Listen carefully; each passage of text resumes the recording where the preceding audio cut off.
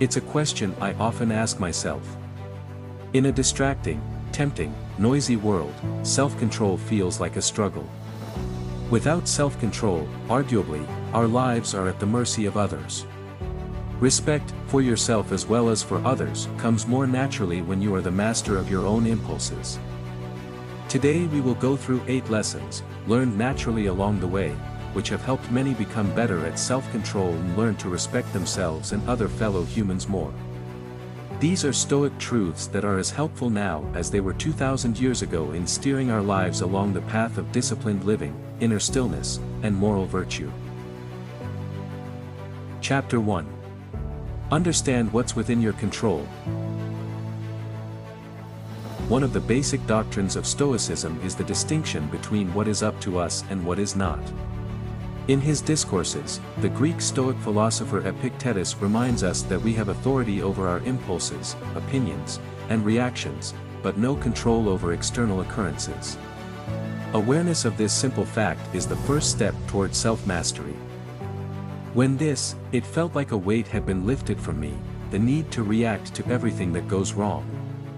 I started to focus on my inner world, my thoughts, my responses, my attitude. Whenever I tell myself, this is in my control, it gets better. Chapter 2. Master your emotions through reflection. Emotions are our biggest enemy, and the more we act on seeing others punished for their wrong actions, and on witnessing the benefits that come to people who do good. Suppose the same thing happens to you, will you leave no record that you disapprove of it? Will you not say, it's a just and good thing that the person who did this is now suffering? And what about those who do good? When you see them honored and rewarded, do you not say to yourself, it's fine and right for this to happen? At the end of each day, I replay the events in my head. Where did I give in to my temper? When did I let fear win? And, most importantly, how would I navigate such circumstances differently next time? Identifying patterns and triggers helps me recognize when I'm on the edge of losing my cool so I can avoid it next time. It's about training a muscle, the more you do it, the more you can do it. Chapter 3. Develop the habit of delaying gratification. We now live in a culture of instant gratification. Online, on our phones and tablets, social media, food, shopping, all these things are designed to provide us with the short-term high of almost instant fulfillment. Stoicism teaches us that one of the great advantages is in the discipline of deferral. It enables and even encourages us to hold on to our impulses. It's a lesson I have come to find especially powerful to counteract distractions. Whenever I feel myself about to click on yet another story on my phone, or when I'm debating whether to make a big purchase, I tell myself that self-control is like a muscle. The more I use it, the stronger it becomes. When I deny myself, my sense of agency and self-respect grows in consequence.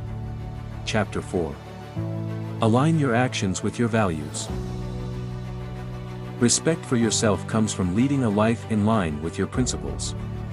One can easily get caught up in the grind of daily life, losing sight of the things that truly matter, and each time we act contrary to those principles, we erode a little more of our self-esteem. I also revisited my core values. Mine are honesty, integrity, and kindness, so I ask myself, when making a difficult decision, is this true to who I want to be? Over time, this has helped me be truer to myself. 5. Practice mindful awareness. This is where mindfulness comes in as a precursor to self-control.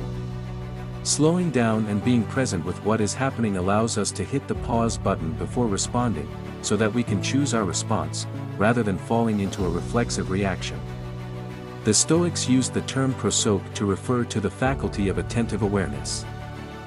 If I practice mindfulness, then I might notice my feelings as they arise, rather than get caught by them in a wave, go for a surf, and drown. It's like being on the beach, watching the waves. You see an angry or frustrated feeling, and you don't have to ride it into shore. Sometimes that allows me to marshal more considered and controlled actions. I notice more about what is happening, and I gain some integrity. Chapter 6.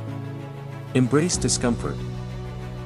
another core lesson has been how to get comfortable with uncomfortable moments. We routinely avoid the most powerful growth opportunities because they feel uncomfortable. This ties back to the courage training exercises of the Stoics, who would purposefully avoid luxuries and expose themselves to discomfort, or even intentionally pursue a fear to become less responsive to hardships. For the past couple of years, I have similarly endeavored to subject myself to occasional adventures that push me outside my comfort zone, whether through athletic trials, unnerving social interactions, or intellectual pursuits. Chapter 7. Practice empathy and understanding. If you treat others with more respect, this in turn reverberates on your own respect for yourself. As your self-control increases, so, too, does your respect for other people. And if you get better at seeing the world as others see it, as Stoics would have it, then you will experience greater levels of empathy and compassion. You will treat other people with respect, in turn engendering deeper respect from them. When someone does something to me that seems unkind, stupid, or infuriating, I always tell myself that he or she is only human before responding. Everyone has their own struggles and people often act out from fear or pain. I can give a more empathetic response with my words and actions, which allows me to respond with kindness rather than hostility and gives me more control over my actions. It builds respect for both of us.